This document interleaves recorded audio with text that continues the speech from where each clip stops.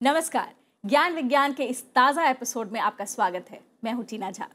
विज्ञान और तकनीक की दुनिया में इस हफ्ते क्या कुछ नया हुआ और हमारी जिंदगी पर इनका क्या असर होगा, ये बताएंगे हम आपको विस्तार से इस एपिसोड में। लेकिन सबसे पहले एक नजर सुर्खियों पर। नेशनल ग्रीन ट्राइब्यूनल ने किया वैश्विक पर्यावरण सम्मेलन का आयोजन। विशेषज्ञों ने पर्यावरण की सुरक्षा पर दिया जोर। बाघों को बचाने की दिशा में बड़ा कदम, मानक संचालन प्रक्रिया के जरिए होगा बाघों का संरक्षण।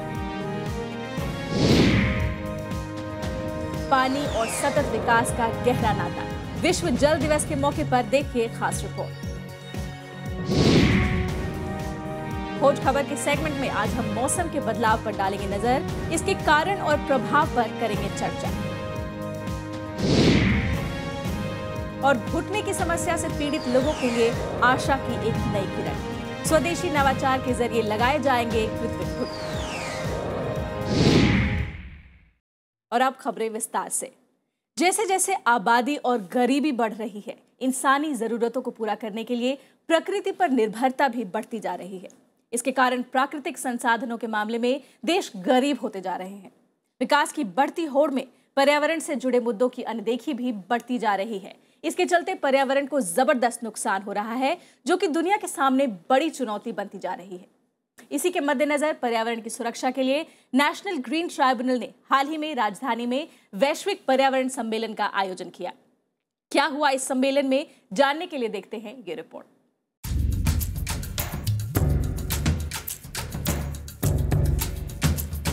प्रकृति के पास इतनी संपदा है कि वो हर किसी की जरूरत पूरी कर सकती है, पर अगर आबादी और गरीबी इसी तरह बेतहाशा बढ़ती रही तो क्या होगा?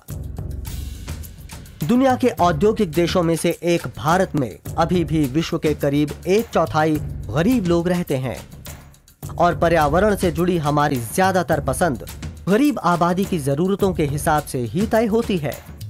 आर्थिक विकास और पर्यावरण के नुकसान के बीच घनिष्ठ रिश्ता है। माननीय उपराष्ट्रपति श्री हामिद अंसारी के शब्दों में, गरीबी पर्यावरण के नुकसान का कारण और प्रभाव दोनों है। नई दिल्ली में 14 मार्च को वैश्विक पर्यावरण सम्मेलन का उद्घाटन करते हुए उपराष्ट्रपति ने ये बात कही।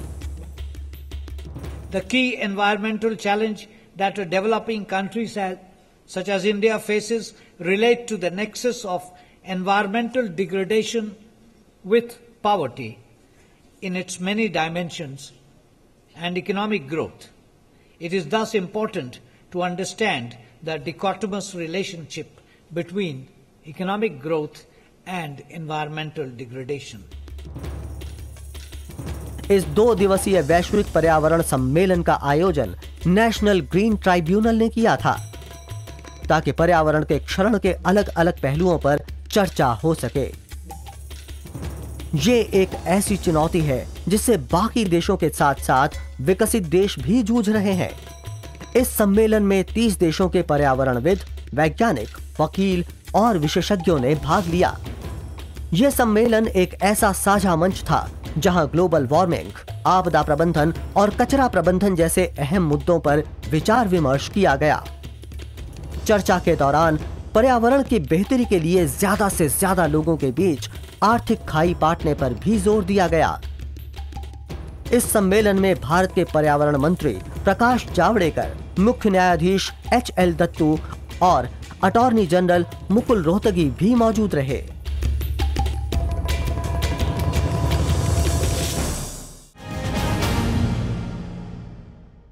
बाघ बिल्लियों की सबसे बड़ी प्रजाति है। पूरी दुनिया के बाघों की करीब 60% आबादी भारत में पाई जाती है। बाघों की इतनी बड़ी आबादी की सुरक्षा के लिए बाघों के शिकार और इंसानी बस्तियों में उनकी आवाजाही रोकने से लेकर बाघों के अनाथ शावकों की देखरेख तक कई जरूरी कदम उठाने पड़ते हैं। हम में से बहुत कम लोग ही जानते हैं कि बाघों की सुरक्षा के लिए देश में मानक संचालन प्रक्रिया लागू है। क्या है ये प्रक्रिया और कैसे होता है इसका संचालन, देखते हैं इस रिपोर्ट में।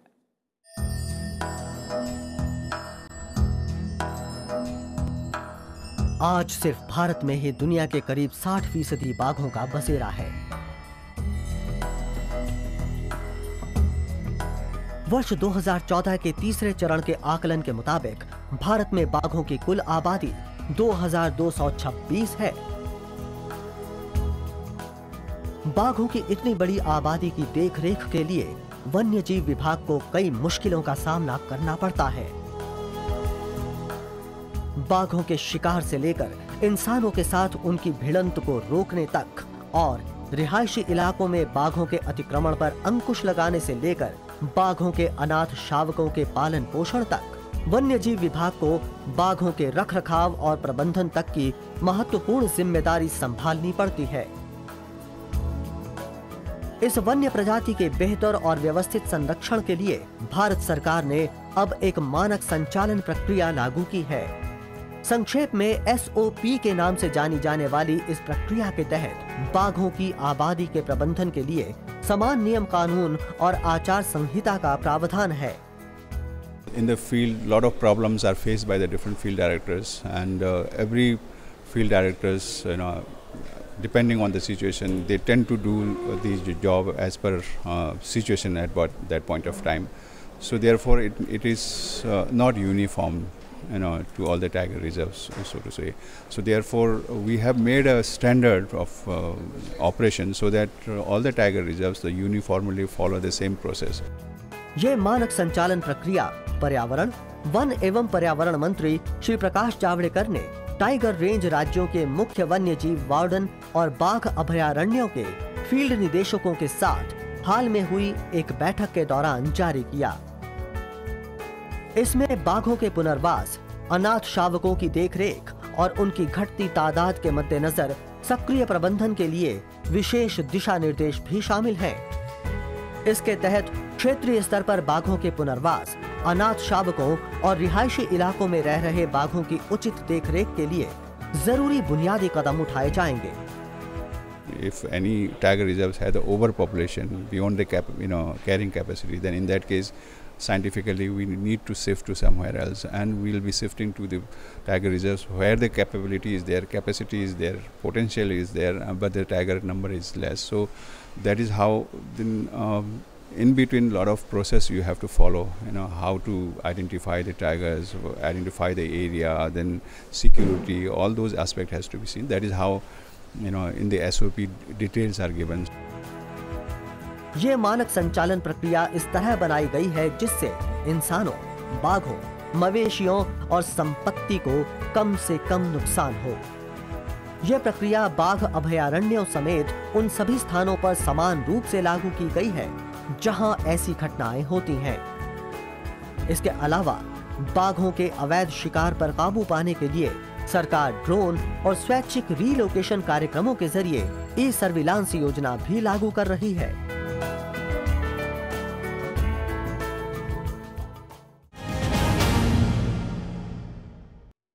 हर साल 22 मार्च को विश्व जल दिवस मनाया जाता है। मौजूदा हालात में जल संरक्षण की अहमियत और ज्यादा हो गई है।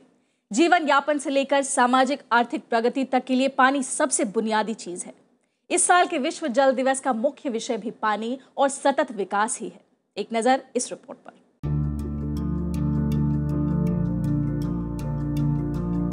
जल ही जीवन है और इसके बिना धरती पर जीवन की कल्पना भी नहीं की जा सकती।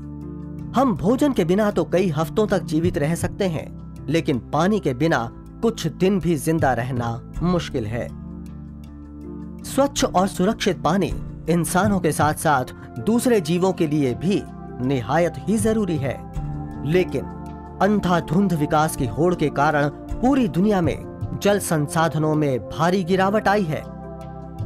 कभी सबसे प्रचुर मात्रा में और आसानी से उपलब्ध पानी अब दुर्लभ होता जा रहा है और ऐसे में यही सवाल खड़ा होता है कि क्या तीसरा विश्व युद्ध पानी के लिए होगा?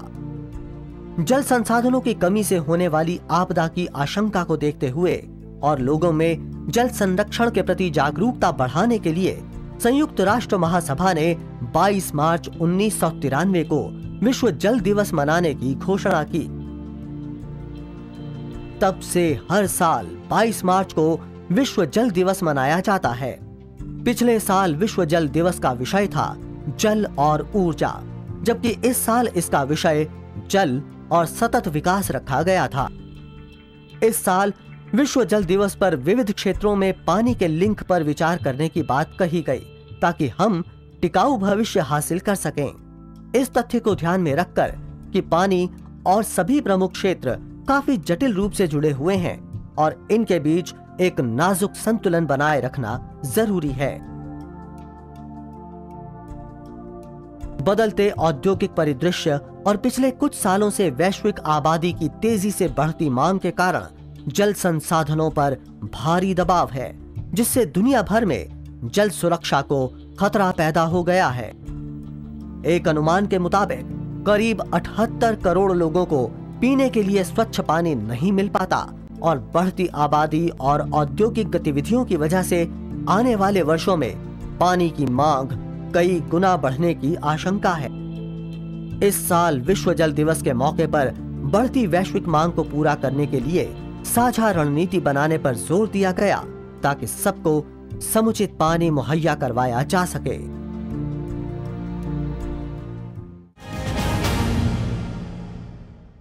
वक्त हो चला है एक छोटे से ब्रेक का, जल्द लौटेंगे, आप बने रहिए हमारे साथ। ब्रेक के बाद आपका स्वागत है, आप देख रहे हैं ज्ञान विज्ञान। कश्मीर में बर्फबारी, दिल्ली में मूसलाधार बारिश और केरल में भीषण गर्मी। इस बार मार्च महीने में देश के कई राज्यों में मौसम का बदला हुआ मिजाज देखने को मिल रहा है। अचानक हुए इस मौसमी बदलाव से आम आदमी सकते में है, जबकि मौसम विज्ञानी इस परिवर्तन की वजह ढूंढने में लगे हैं। जलवायु परिवर्तन की ये दशा अब एक कड़वी सच्चाई बन चुकी है। आइए हमारे सेगमेंट खोज खबर में साइंस मॉनिटर की टीम के साथ जानने की कोशिश करते हैं कि आखिर इस जलवायु परिवर्तन के कारण क्या है और इसके क्या क्या दुष्परिणाम हो सकते हैं।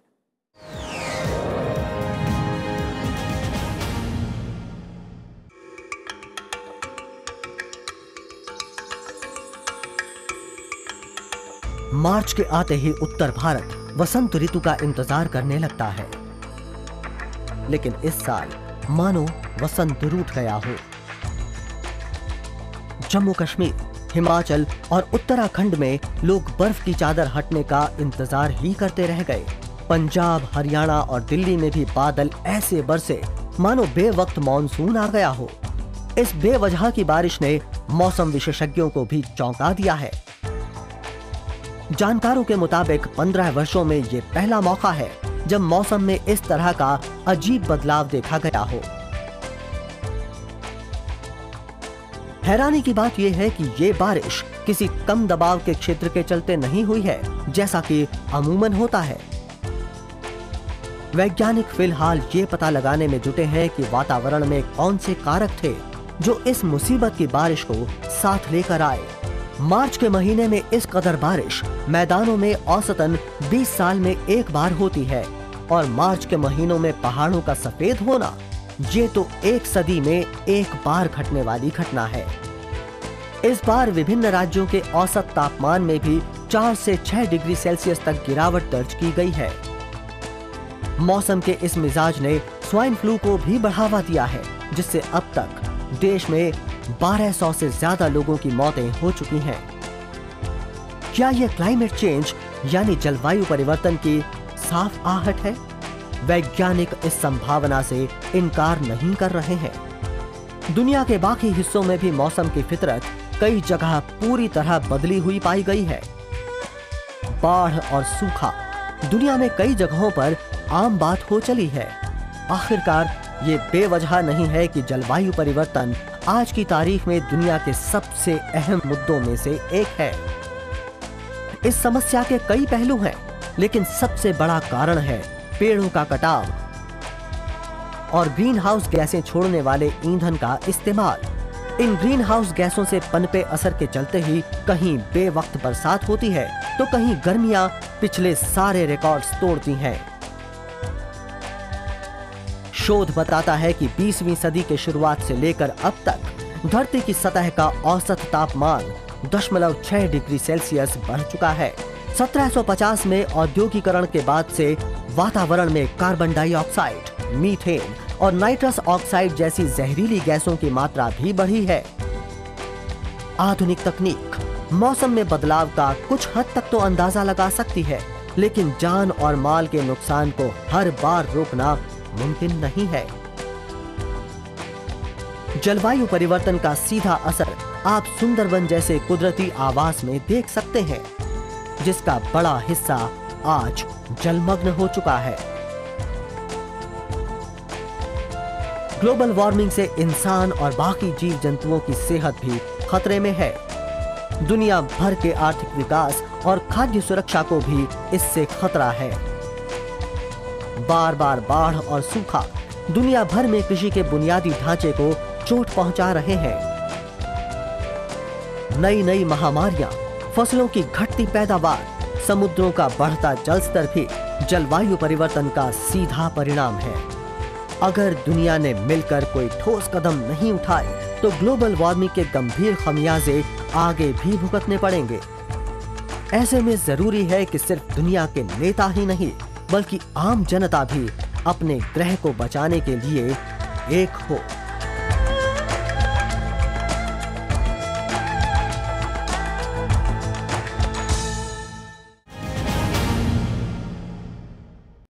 विज्ञान के इतिहास में कितना अहम है यह हफ्ता, जानने के लिए देखते हैं हमारा अगला सेगमेंट इतिहास के पन्ने से।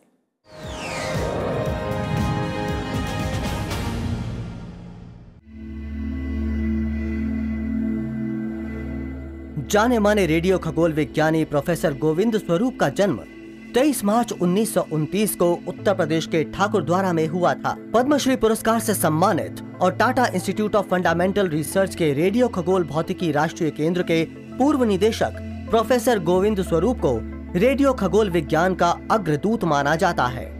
उन्हें ऊटी रेडियो टेलीस्कोप और पुणे के वृहत मीटर वेव रेडियो टेलीस्कोप की अवधारणा, डिजाइन और स्थापना का श्रेय हासिल है। संयुक्त राष्ट्र के विशेष अंग विश्व मौसम विज्ञान संगठन की स्थापना 23 मार्च 1950 को हुई थी। तभी से हर साल 23 मार्च को विश्व मौसम विज्ञान दिवस के रूप में मनाया जाता है। 191 सदस्यीय WMO एक अंतर सरकारी संगठन है और ये मौसम विज्ञान, परिचालन, जल विज्ञान और संबंधित भू विज्ञान के क्षेत्र में काम करता है। ये संगठन जलवायु परिवर्तन पर संयुक्त राष्ट्र पर्यावरण कार्यक्रम के सहयोग से अंतर सरकारी पैनल के निर्माण के लिए जाना जाता है। प्रसिद्ध जीव विज्ञानी नॉर्मन अर्नेस्ट बोरलॉग का जन्म 25 मार्च 1914 को अमेरिका के आयोवा में हुआ था। हरित क्रांति के जनक के रूप में मशहूर नॉर्मन अर्नेस्ट बोरलॉग को अर्धबौने, उच्च उपज और रोग प्रतिरोधक क्षमता वाली गेहूं की किस्मों के विकास के लिए जाना जाता है। उन्होंने मैक्सिको, पाकिस्तान और भारत में आधुनिक कृषि उत्पादन तकनीक की शुरुआत की, जिससे इन देशों में कृषि उत्पादन बढ़ाने में काफी मदद मिली। उन्हें कृषि और खाद्य सुरक्षा सुनिश्चित करने के क्षेत्र में महत्वपूर्ण योगदान के लिए 1970 में नोबेल पुरस्कार से सम्मानित किया गया। जर्मनी के भौतिक शास्त्री विल्हेम कॉनराड रॉन्टगन का जन्म 27 मार्च 1845 प्रशिया के लेनेट में हुआ था। रॉन्टगन को कैथोड किरणों पर उनके सराहनीय काम के लिए जाना जाता है, जिसकी बदौलत एक्सरे की खोज संभव हो पाई। उस खोज ने भौतिकी और चिकित्सा निदान के क्षेत्र में क्रांति ला दी। रॉन्टगन को वर्ष 1901 में भौतिकी के लिए पहले नोबेल पुरस्कार से सम्मानित किया गया।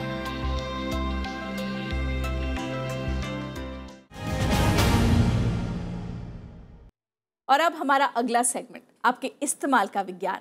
आज हम आपको रूबरू करवाएंगे एक ऐसे नवाचार से जिसका मकसद है कृत्रिम घुटनों के जरिए जरूरतमंदों की जिंदगी को बेहतर और आसान बनाना। जी हाँ, IIT मद्रास के एक छात्र ने पहली बार स्वदेशी तकनीक के जरिए कृत्रिम पैर लगाने की एक डिजाइन तैयार की है। इसके पारंपरिक पैर की मुश्किलों से जूझते रोगियों के लिए एक नई उम्मीद जगी है। क्या है ये डिजाइन और इसके कारगर होने की कितनी उम्मीद है, जानने के लिए देखते हैं ये रिपोर्ट।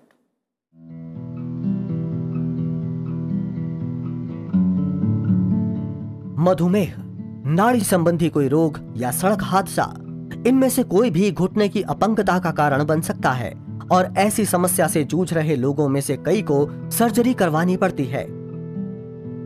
हालांकि इस दिशा में कृत्रिम अंगों ने आशा की किरण जरूर जगाई है, लेकिन अभी भी पुराने तौर तरीके के नट बोल्ट डिजाइन के कारण मरीज को असमतल जगहों पर सीधे खड़े होने या चलने फिरने में मुश्किल होती है।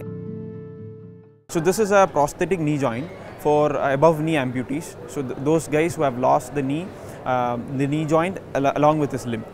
So these guys right now in India they have a wooden kind of joint wherein there is a top part and a bottom part connected by a revolute joint, a nut bolt arrangement which forms the knee. So with that knee, he won't be able to stand stable unless he uses hip strength or any sort of locking mechanism in his knee joint to lock the mechanism while standing to avoid flexion. लेकिन अब IIT Madras के एक छात्र आनंद TS ने एक ऐसा स्वदेशी polycentric यानी 4 बार घुटना विकसित किया है जिससे ऐसे मरीजों को काफी मदद मिल सकती है। India, we don't have such a 4-bar knee joint. It's called a 4-bar knee joint because we have 4 revolute joints. So in India, we don't have a successful 4-bar. They have tried, but it's not that stable because of the uneven terrain we have in India. Abroad, if you see, we have 4 bars, but again, those are pretty expensive, not affordable. It'll be above 1 lakh and all, and they are not suited to the uneven terrain conditions that we have here in India. They have a lot of pavements and level surfaces. So, and another thing that we have done is we have worked on the 4-bar design. So we have tried to connect what 4-bar is better by changing the length and all those things. How can we customize it to be user friendly in India? उच्च शक्ति वाले aluminium और इस्पात के इस्तेमाल से design किया गया ये कृत्रिम घुटना मरीज के कूल्हे को अत्यधिक दबाव से भी बचाता है। इस घुटने का डिजाइन खास तौर से भारत के असमतल भूभाग को देखते हुए तैयार किया गया है और ये जरूरतमंदों के लिए काफी किफायती विकल्प के रूप में भी देखा जा रहा है। इस 4 बार घुटने के लिए IIT मद्रास ने पेटेंट दायर किया है और इसे हाल ही में राष्ट्रीय नवाचार नींव प्रदर्शनी में भी पेश किया गया। इस कृत्रिम घुटने का फिलहाल देश के अलग अलग हिस्सों में परीक्षण किया जा रहा है और दर्शकों के साथ साथ साइंस मॉनिटर की टीम को भी पूरी उम्मीद है कि इसकी लॉन्चिंग बहुत जल्द होगी ताकि देश में घुटने की लाचारी से पीड़ितों को कारगर राहत मिल सके।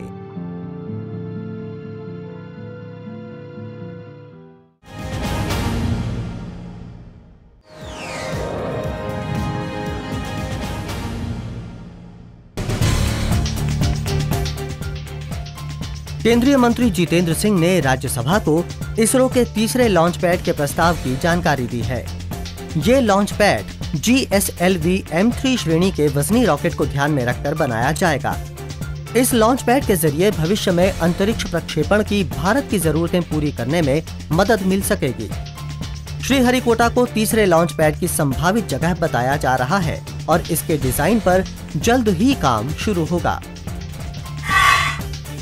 स्वच्छ पेयजल और साफ सफाई को लेकर जागरूकता बढ़ाने के मकसद से केंद्र सरकार ने ग्रामीण स्वच्छता एवं पेयजल सप्ताह मनाया। सप्ताह का शुभारंभ गुड़गांव के कांकरोला भंगलोरा गांव से हुआ और इसका समापन विश्व पेयजल दिवस के दिन कोहिमा में। मुहिम का खास जोर शौचालयों, साफ गांवों, जल संचय और स्थानीय स्तर पर जल प्रबंधन जैसे विषयों पर रहा। सप्ताह के दौरान स्वच्छता रथ और पानी की जांच के लिए खास मोबाइल वैन भी रवाना की गयी। एक नई रिसर्च में मानव जाति के सबसे पुराने जीवाश्म की खोज का दावा किया गया है। इथियोपिया के लिडी इलाके में इंसानी जबड़े का जो अवशेष मिला है उसे 2.8 करोड़ साल पुराना बताया जा रहा है। रिसर्च के मुताबिक ये जबड़ा धरती पर चलने वाली शुरुआती मानव प्रजातियों में से किसी एक का है। इस जबड़े के अध्ययन से इस सवाल का जवाब मिल सकता है कि इंसान आखिर पेड़ छोड़कर धरती पर क्यों रहने लगे थे।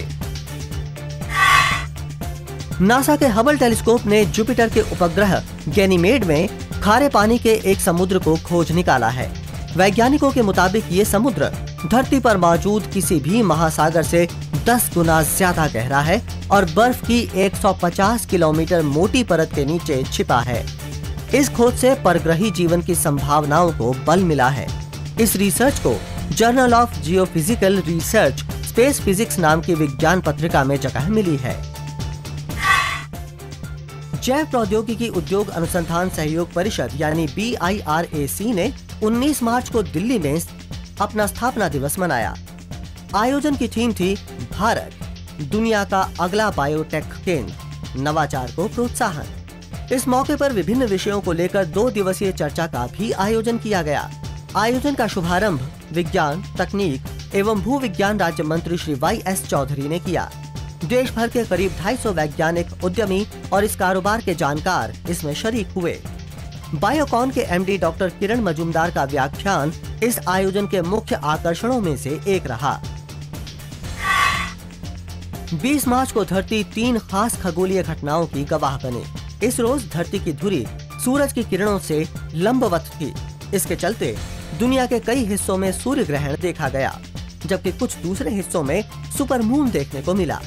ये वसंत ऋतु का वो दिन था जब दिन और रात की अवधि बराबर रही।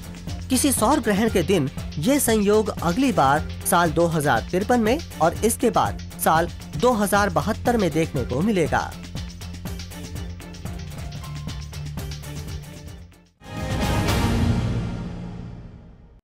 ज्ञान विज्ञान के इस एपिसोड में फिलहाल इतना ही। आपको हमारा ये कार्यक्रम कैसा लगा हमें जरूर बताइएगा। आप हमें अपना फीडबैक और सुझाव भी भेज सकते हैं। हमारा ईमेल पता है news@vigyanprasar.gov.in। आप अपनी राय हमें डाक के जरिए भी भेज सकते हैं। हमारा पता है विज्ञान प्रसार C24 कुतुब इंस्टीट्यूशनल एरिया, नई दिल्ली 110016। तो आज के लिए बस इतना ही, लेकिन विज्ञान और तकनीक की ताज़ा हलचल से आपको रूबरू करवाने के लिए अगले हफ्ते फिर होंगे हाजिर, इसी वक्त इसी चैनल पर। तो बने रहिए हमारे साथ वैज्ञानिक सोच के साथ। नमस्कार।